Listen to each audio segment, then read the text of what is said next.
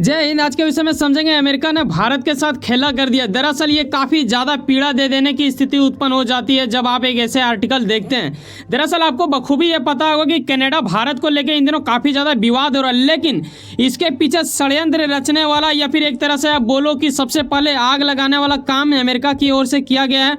इस आर्टिकल के माध्यम से यह स्पष्ट किया जा रहा है कि यूएस ने ही उन्हीं के ओर से पहला ऐसा कुछ हुआ जो कि खुफिया एजेंसी की ओर से ये रिपोर्ट पेश की गई जिसे आप खालिस्तानी आतंकी निज्जर के नाम से जानते हैं। ये विषय जुड़ चुका है इन दिनों पूर्ण रूप से ग्लोबल मीडिया में चर्चा हो रहा है। काफ़ी ज़्यादा वेस्टर्न मीडिया भी इनके ऊपर चर्चा कर रहे हैं। तो इन सभी विषय के ऊपर आइए डिस्कस करते हैं और साथ में हम चाहेंगे कि वीडियो के गहराई हम पहुँचें, आगे सब्जेक्ट में हम समझेंगे, लेकिन उससे पहले ये भी होगा कि आपके मन में कुछ ना कुछ चलेगा। तो कम से कम आपके हृदय में ये तो सवाल आना ही चाहिए, वो ये कि कनाडा और भारत के बीच जो विवाद चल रहा है ये तो आपको बखूबी पता है, लेकिन क्या इसके दरमियान अमेरिका का जो हाथ इसमें लग रहा है, ऐसा कुछ सामने आ रहा है तो अमेरिका भारत की रिश्ता क्या गड़बड़ हो जाएगी या फिर आखिर ऐसी क्या मजबूरी थी अमेरिका की जो ऐसा कुछ उन्हें करना पड़ा। तो ये गजब स्थिति उत्पन्न करता है। साथ में ये भी हम लोग जानेंगे वीडियो के अंत में कि आखिर इसमें कैसे वर्ल्ड वार सेकेंड से तुलना की जाएगी, क्योंकि इससे कुछ ना कुछ संबंध है इनका।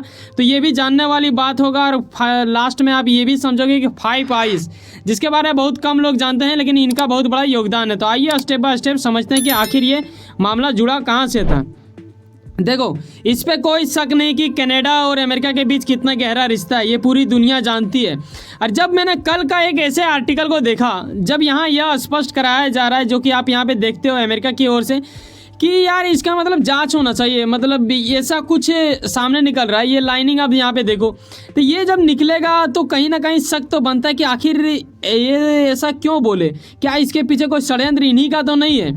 तभी मैं चाहूँगा कि आप ये भी ज़रा लाइन को देखो। अमेरिका ही एक ऐसा देश है ना जिनके यहाँ के विदेश मंत्री बंदा है, इन्हीं के ओर से ऐसा कुछ दिया गया था। तो इनके ओर से ये बोला गया कि जो ये, और पहली बात ये समझो ना, हम लोग इसे बोलते हैं खालिस्तानी आतंकी, लेकिन वो लोग इसे खालिस्तानी आतंकी नहीं बोलते हैं। निज्जर को बोला जाता है उनके ओर से कि सिख का अध्यक्ष है या फिर एक तरह से लीडर है।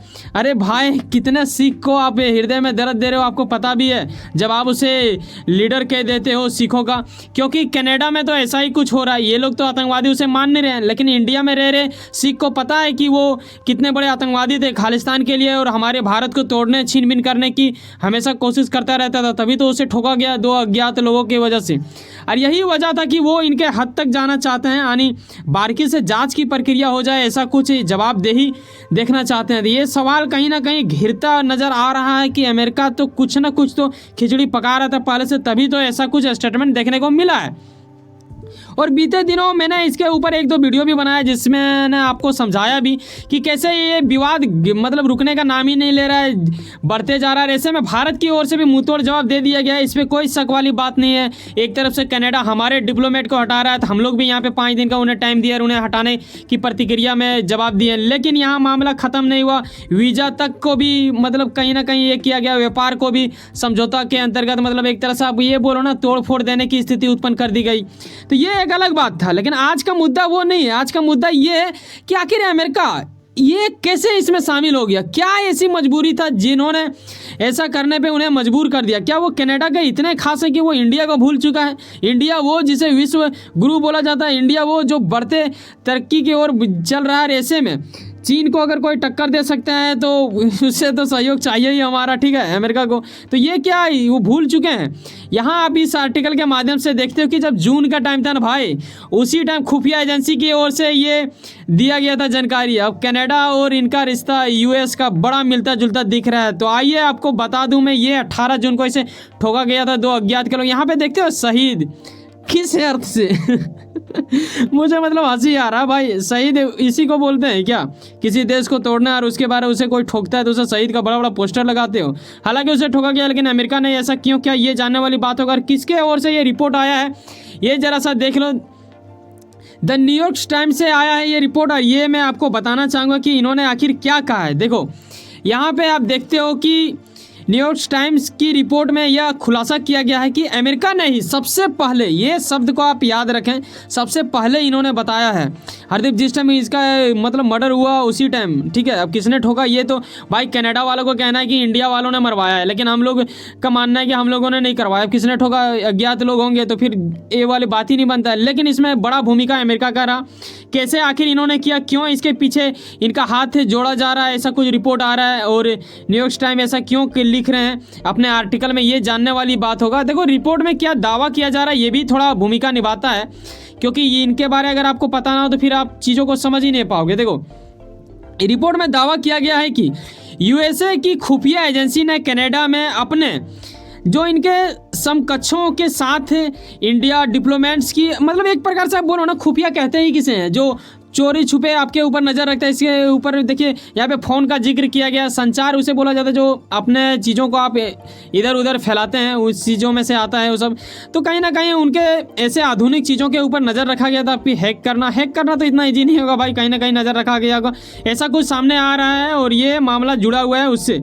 और यही बात है कि उनके आधार पे ही उन्होंने ऐसा कुछ रिपोर्ट किया था, बिना नाम लिए भी ऐसा कहीं जिक्र किया जा रहा है कुछ आर्टिकलों में। लेकिन डायरेक्टली इनडायरेक्टली निजर के साथ मामला जुड़ा हुआ है। खालिस्तानी आतंकी है वो, हमारे देश में 2020 में ही आतंकी घोषित कर दिया गया था उन्हें। आगे रिपोर्ट में आपको ये भी देखने को मिलता है कि आखिर इसके प्रति क्या किया गया। अमेरिका खुफिया एजेंसी ने इनका जब हुआ था वैंकूवर इलाके में एक सिख अलगाववादी, यहाँ पे आप देखिएगा अलगाववादी नेता की हत्या जब हुआ ना कनाडा में, तो ये सूचना जो भेजी थी वो अमेरिका की ओर से भेजा गया था। ये यहाँ पे रिपोर्ट में भी आप देख रहे हो स्पष्ट किया जा रहा है। साथ में ये भी आप देख रहे हो कि खुफिया जानकारी को भारत के खिलाफ तैयार किया गया, उसके बाद ही उन्होंने कनाडा ने तैयार किया। ऐसा नहीं है कि अमेरिका ने बोल दिया कि हाँ भाई इसने ये करवाया और उसके बाद डायरेक्टली उन्होंने बोला, जी नहीं, उन्होंने भी काफ़ी दिन तक लिया, तभी तो 4 महीना लगभग हो गया ना, जून के टाइम में 4-5 महीना होने को है।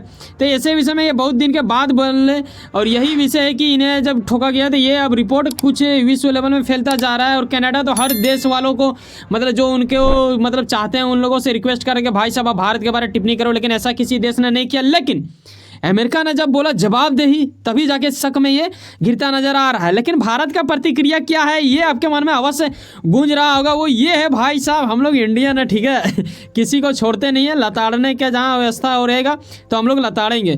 यहाँ भारत सरकार की ओर से बोला गया देखो न्यूयॉर्क टाइम जो भी रिपोर्ट लिख रहे हैं लिखने दो, उससे हमें कोई फ़र्क वाली बात होगी या नहीं होगी वो अलग बात है, लेकिन जो लिखना है लिखो, ऐसा कुछ इन्होंने कह दिया। और इन दोनों में से जो खिचड़ी पक रहा है वो पके भाई, हमें क्या उससे। और आपको याद होगा ना कि अभी कुछ दिन पहले इन्होंने ये भी कह दिया, यहाँ पे ट्रूडो ने, ये जस्टिन ट्रूडो है वहाँ के ये अधिकारी आई मीन वहाँ के नेता है, आपको पता होगा, तो इन्हीं के ओर से ये कांड करवाया गया था। तो इन्होंने अभी कुछ दिन पहले ये भी बोला था कि हमने 1 सप्ताह पहले भारत को दिया था रिपोर्ट भी, लेकिन भारत ने इसे खारिज करते हुए कहा भाई साहब ऐसा कुछ नहीं है, ठीक है, बिना सबूत के वो लोग चिल्ला रहे हैं। सबूत तो होना चाहिए ना, एक पुख्ता सबूत जब तक नहीं होगा आपके पास तो फिर कैसे ही चलेगा, ये बिल्कुल वाहियात टाइप का लगता है।